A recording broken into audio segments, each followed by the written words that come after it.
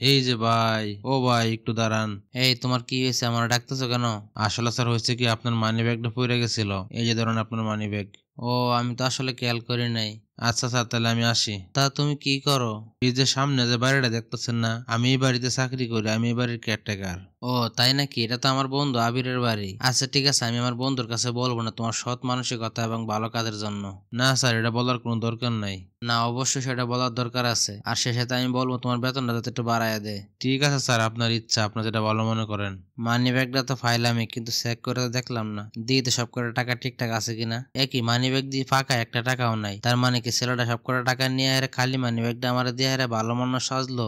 যাই ছেলেটারে ধরে একটা উচিত শিক্ষা দিয়ে আসি। কি ব্যাপার, আপনি যে আবার ফিরে আসলেন? আমি শুধু শুধু তোমার প্রশংসা করছি। কেন, কি হয়েছে?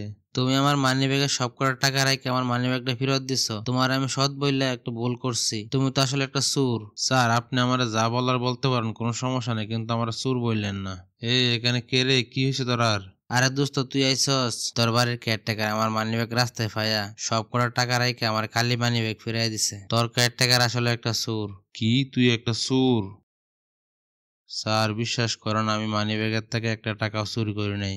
সব চোরই ধরা পড়ার পরে বলে আমি চুরি করি নাই। দোস্ত, তোর বাড়ি থেকে কেয়ারটেকার এখনই বাইর করে দে, না হলে কোনদিন যে তোর বাড়িতে চুরি করা শুরু করে। তুই ঠিকই বলছস রে বন্ধু, আমি আর এখনই বাড়িতে বাইর করে দেবো। তুই এই মুহূর্তে আমার বাড়িতে বাইরে যাবি, তোরা যেন আমার বাড়ির আশেপাশে আর না দেখি। বিশ্বাস করেন স্যার, আমি চুরি করি নাই। হঠাৎ করে ছেলে ফোন দিল, কারণ কি? বাবা, তোমাকে না বললে আমি অনেক বড় একটা অন্যায় করে লাইছি। কি অন্যায় করছো বাবা? সকালবেলা চাচা এসেছিল, তার ছেলে হাসপাতালে ভর্তি, তার কাছে কোনো টাকা পয়সা নাই। আর আপনিও বাড়িতে ছিলেন না, তাই আপনার মানিব্যাগ থেকে আমি 10,000 টাকা চাচারে দিয়ে দিছি। তুমি আমার না বলে টাকাটা নিয়ে অপরাধী করছো, তারপরেও যদি তুমি সাহায্য করছো সেই ক্ষেত্রে তোমার মাফ করে দিলাম, যাও। তবে আমিও একটা অন্যায় কাজ করছি, যাই তাহলে সেটাও আমি শুধরাই আসি। কি অন্যায় করছো বাবা? আচ্ছা, আমি তোমার পরে বলবো না এটা। বন্ধু, আমি তো মস্ত বড় একটা ভুল করে ফেলাইছি। তোমার বাড়ির কেয়ারটেকারটা তো আসলে শুন না, ওরা চাকরিতে বাইর করাটা ঠিক হয় নাই। যা হওয়ার হয়েছে, এখন এটা বাদ দাও। না বন্ধু, তুমি এই ছেলেটার বাড়ির ঠিকানা দাও আমারে, আমি ওর কাছে ক্ষমা চাইবো।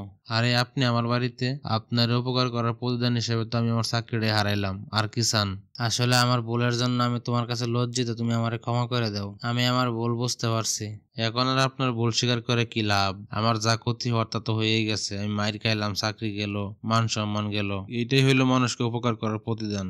আমার কারণে তোমার চাকরি চলে গেছে, তুমি মায়ের কাছে অপমানিত হয়েছো। আমি চাইলেই তোমার একটা চাকরি দিতে পারি, কিন্তু তোমার মায়ের আর অপমানের প্রতিশোধ তুমি কিভাবে নিবা? তবে তুমি চাইলে আমার মারতেও পারো, তাতে হয়তো তুমি কিছুটা শান্তি পাইবা।